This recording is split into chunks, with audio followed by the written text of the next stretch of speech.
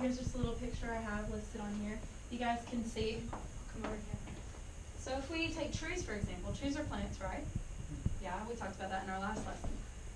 So we use trees to provide barriers to noisy traffic. So trees block sound, believe it or not. You guys may have not known that. And they create cooler temperatures for us whenever it's outside. You guys can go in the shade and cool it down. They can act as windbreakers. They remove carbon dioxide from the air and store it in their leaves and roots. And they intercept and store rainwater. So we need rainwater to live. We need water, right? So these plants and the water go hand in hand and work together. So these are just a few ways of how trees can benefit us. And we need them a lot, don't we?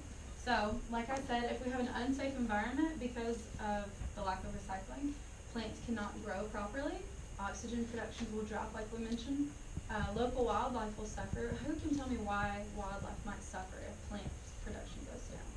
If we don't have a lot of plants growing. They eat them, right. Good job, sir. Yeah, and Earth's atmosphere will become unstable. So we're going to go back to this little clip. I'm going to show you guys something else.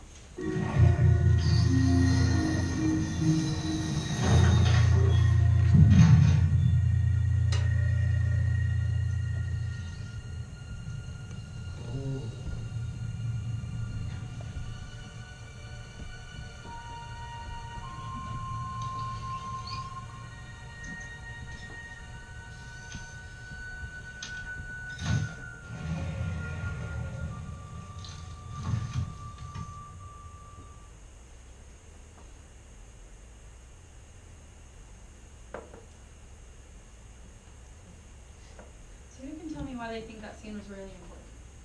Wally was out, and he was out in the middle of all that garbage, and he cut open a refrigerator. And what was inside the refrigerator? A plant. A plant. Do plants normally grow in refrigerators? Mm-hmm. Why do you think it was in there? There was dirt.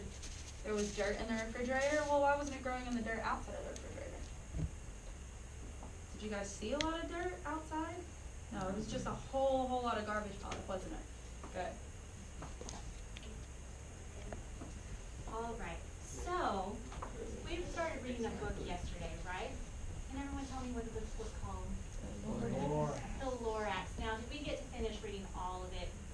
No, we only read the first half of it. So we're going to do an overview of what happened. So who did we meet in the very beginning? Do you remember? The little green guy. The Onceler, right? Yeah, so what story was the Onceler telling us about? The truffle of trees. The truffle of trees, right? And the Lorax. Okay, so what was the Lorax? How did the Lorax and the Onceler meet? The Onceler was cutting down all of the truffle of trees, right? Right. And what was he doing with the truffle of trees?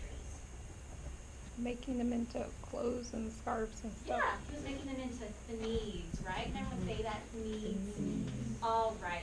So we're going to finish reading the second half today. So I need all eyes and ears on me. Quiet so you can listen to the story because I'm going to ask you some questions about it later, okay? So, but the next week, he knocked on my new office door. He snapped, "I'm the Lorax who speaks for the trees, which you seem to be chopping as fast as you please, but I'm also in charge of the brown barbaloos, who played in the shade in their barbaloot suits and happily lived eating truffle fruits. Now, thanks to your hacking my trees to the ground, there's not enough truffle fruit to go round. And my poor barbaloos are all eating the crummies because they have gas and no food in their tummies. They loved living here, but I can't let them stay. They'll have to find food, and I hope that they may. Good luck, boys," he cried, and he sent them away. I, the Onceler, felt sad as I watched them all go, but business is business, and business must grow, regardless of crummies and tummies, you know. I meant no harm, I mostly did not, but I had to grow bigger, so bigger I got. I biggered my factory, I biggered my roads, I biggered my wagons, I biggered the loads of the needs I shipped out. I was shipping them forth to the south, to the east, to the west, to the north. I went right on biggering, selling more needs, and I biggered my money, which everyone needs. Then again he came back. I was fixing some pipes, when that old nuisance Lorax came back with more gripes. "I am the Lorax," he coughed and he whiffed. He sneezed and he snuffed. He he snargled, he sniffed. Onceler, he cried with a crupulous croak, Onceler, you're making such smogulous smoke. My poor Swommy swans, why they can't sing a note. No one can sing who has smog in his throat. And so, said the Lorax, please pardon my cough. They cannot live here, so I'm sending them off. Where will they go? I don't hope they know. They may have to fly for a month or a year to escape from the smog you've smogged up around here. What's more, snapped the Lorax, his dander was up. Let me say a few words about Gluppity-Glub. Your machinery chugs on, day and night without stop, making Gluppity-Glub, and also Sloppity-Slop. And what do you do with this leftover goo? I'll show you, you dirty old Onceler man, you. You're glumping the pond where the humming fish hummed. No more can they hum, for their gills are all gummed. So I'm sending them off. Oh, their future is dreary. They'll walk on their fins and get woefully weary in search of some water that isn't so smeary. And then I got mad. I got terribly mad. I yelled at the Lorax, now listen here, Dad. All you do is yap, yap, and say bad, bad, bad, bad. Well, I have my right, sir, and I'm telling you, I intend to go on doing just what I do. And for your information, you Lorax, I'm figuring on biggering and biggering and biggering and biggering, turning more truffula trees into needs, which everyone needs. And at that very moment, we heard a loud whack. From outside in the fields came a sickening smack of an axe on a tree. Then we heard the tree fall, the very last truffula tree of them all. No more trees, no more needs, no more work to be done. So in no time, my uncles and aunts, everyone, all waved me goodbye. They jumped into my cars and drove away under the smoke-smuggered stars. Now all that was left beneath the bad-smelling sky was my big empty factory, the Lorax and I. The Lorax said nothing, just gave me a glance, just gave me a very sad, backward glance, as he lifted himself by the seat of his pants. I'll never forget the grim look on his face when he hoisted himself and took leave of this place, through a hole in the smog without leaving a trace. And all that the Lorax left here in this mess was a small pile of rocks with the one word, unless. Whatever that meant, well, I just couldn't guess. That was long, long ago, but each day since that day, I've sat here and worried away. Through the years, while my buildings have fallen apart, I've worried about it with all of my heart. But now, says the Onceler, now that you're here, the word of the Lorax seems perfectly clear. Unless someone like you cares a whole awful lot, nothing is going to get better. It's not. So, catch, calls the Onceler.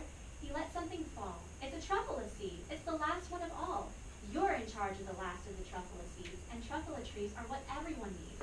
Plant a new truffula. Treat it with care. Give it clean water and feed it fresh air. Grow a forest. Protect it from axes that hack. Then the Lorax and all of his friends may come back. All right, so there were 3 big causes that happened. So I want to talk about the causes and the effects. So we got our causes over here, and then our effects over here. So what was one big thing that happened? What happened to all of the truffula trees? They were all chopped down. They got chopped down.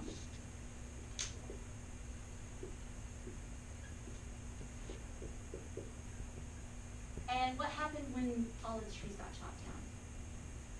Who had to leave? The Lorax.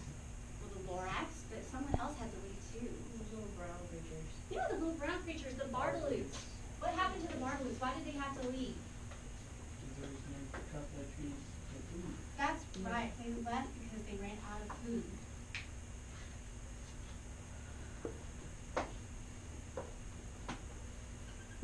All right, and then what was created by the factory?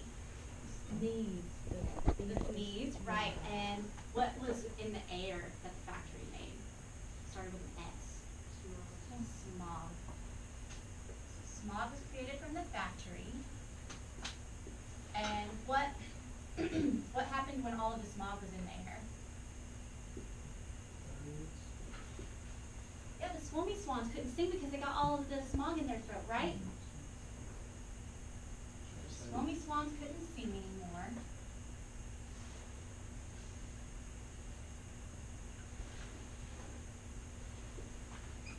And then there was one last thing that happened. What was also made from the factory? What went into the pond? The goop, the gluppity glup. So who had to leave because of the gluppity glup?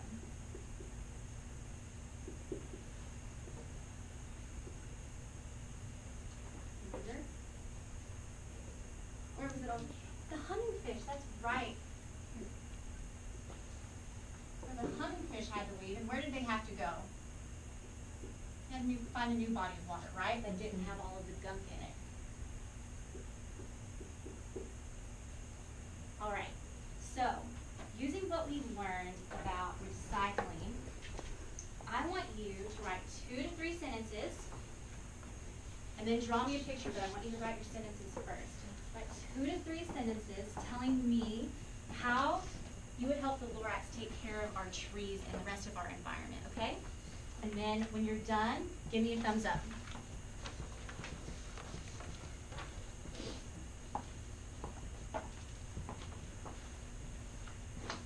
Now remember, a good writer starts a sentence with a capital letter, right? Not lowercase. They also use their finger spaces. The words don't run together, right? And what goes at the very end of your sentences? Punctuation. Punctuation, very good.